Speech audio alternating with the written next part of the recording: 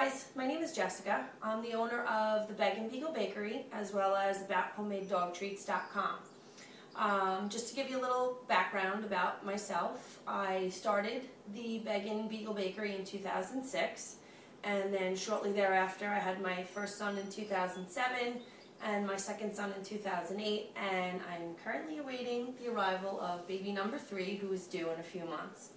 I actually started the bakery before my son was born because I knew I wanted to do something, while I was out on maternity leave. I'm actually a teacher, so I wanted to, be able to bring in some income while I was home for the couple of years that I took off from teaching.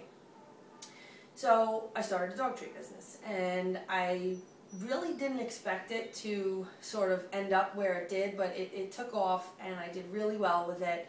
And if I had more time now, I would certainly continue doing it, but with 2 kids and another one on the way, and my blog, which I'll get into that as well, I just really don't have the time to, be out selling my treats like I used to on the weekends, and, baking during the week, filling orders.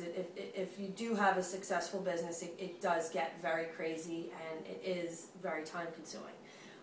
So actually what I do now is I write on my blog, the AboutHomemadeDogTreats.com, and I share all of my tips with readers or anybody who's interested in starting their own dog bakery, and hopefully I can help you have a successful dog treat business as well. I'm going to be doing a series of videos. I've never done videos before, so I feel completely foolish doing these, but it just seems that's what everybody's doing, so I may as well jump on the bandwagon. But anyway, I'm going to be doing some videos showing you some of my top selling recipes, and please feel free to use them. I'm not really, competitive and going to say, oh, don't use those recipes. No. I mean, if you want to use them and tweak them and make them your own, that's fine. That's really how I got started, so it's not a big deal. But I also have some other videos that I'll be doing that show how to package treats, how to decorate treats, how to market treats, how to build a website that you can do on your own for absolutely nothing, for free. My website that I had done, actually I paid about $1,400 for. It's a great website, don't get me wrong, and I definitely think it was worth every penny, but not everybody has $1,400 sitting around to start a website, and honestly, you don't need it. So, stay tuned, and if you're already on my mailing list, I'll be sending you emails to let you know about any upcoming videos or any upcoming, tips or whatever that I'll be sending you. And, I hope everybody enjoys. So let's get started. Today we're going to be making one of my bakery's most popular treats, and that's Beagle Bites. And I have a Beagle cookie cutter, which obviously my bakery is called the Beg and Beagle Bakery, so this guy kind of became the staple treat, if you will, for my business. You can use other cookie cutters to go along with this recipe. I actually have a lab, so I have a lab cookie cutter, and I make them for him all the time. He just loves them. And they're also great for making holiday treats and decorating treats. And I actually have another cookie cutter here. This is a poodle, and I will be showing you in the next video how to decorate these, dip the little tails in carob. They're very, very cute. Okay, so let's get started. First thing you're going to need is 2 cups of whole wheat flour. You're going to want to put that into a large mixing bowl. Now, as you can see, I'm using the store brand flours and ingredients. No need to spend tons of money on this stuff. It's really, you can do this very inexpensively. Then you're going to take half a cup of wheat germ. Let's see. I'm going to do 2 teaspoons of brown sugar. The dogs just love this because it gives it like a sweet little taste. Okay, then we're going to mix that up a little bit. Okay, then we're going to add a cup of water. A teaspoon of vanilla.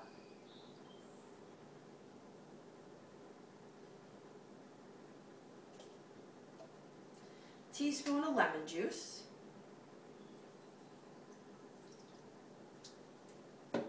and 2 tablespoons of butter. And I like to melt the butter before I put it in just because it makes it so much easier to mix into the batter. Okay, then you're going to want to give this a good mix until your dough forms, and it should happen pretty quickly. Okay, if you find that your dough is too sticky, which sometimes if you use a little too much butter, it's possible, it could happen, just throw a little more flour on there. It's really not a big deal.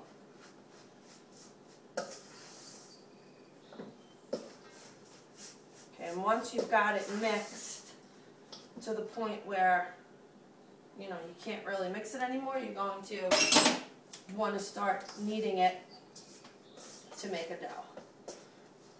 Okay, I haven't made these in a while, and this actually coming out pretty good.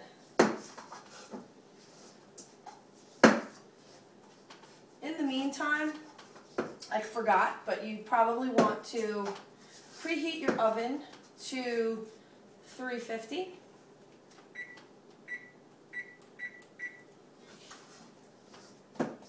Okay, and then once you have your dough, put it on your counter, and you can flour your surface so that way it doesn't stick, just like any other cookie. Pat that down. Just get this stuff out of the way. Oh, lucky that was empty, or else that would have been a disaster, which having 2 little boys I'm quite used to. Okay, so now you're going to roll your dough to about a 1/4 inch thickness. You know, if it's not exactly a 1/4 inch, like I'm not using a ruler or anything to measure, but you know, you can use your judgment. Like if you were making butter cookies or something like that, you're just going to want to do these treats as if you were making regular cookies for the family. Okay? Take your cookie cutter, and what you can do is, just again, because sometimes this batter can be a little sticky, just dip it in flour, okay, and then cut out your treats. And you'll notice when you cut out the treats that they kind of shrink a little bit. This dough is a little stretchy, if you will. Don't worry about it. It's not a big deal. Doesn't mean that your cookies aren't going to come out well. Okay? Important though, make sure you put your treats on an ungreased cookie sheet, because with the butter, they will burn if you use a cookie sheet. I'm sorry, if you use butter on the pan. So you don't need to grease it up.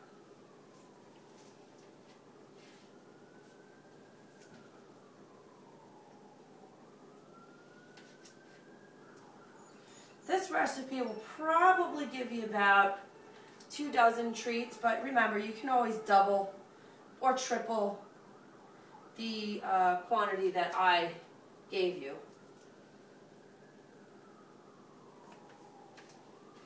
Okay, so I'm going to let my oven preheat. I'm going to wash my hands, and I will be back.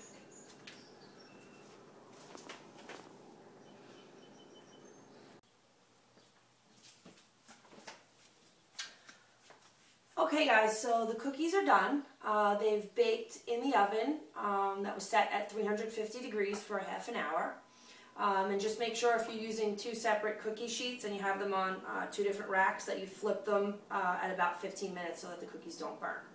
Also, just another little tip, if you want to use a fork and poke holes in the cookies before you actually put them in the oven, this prevents the treats from bubbling out and sort of getting bumpy and distorted looking.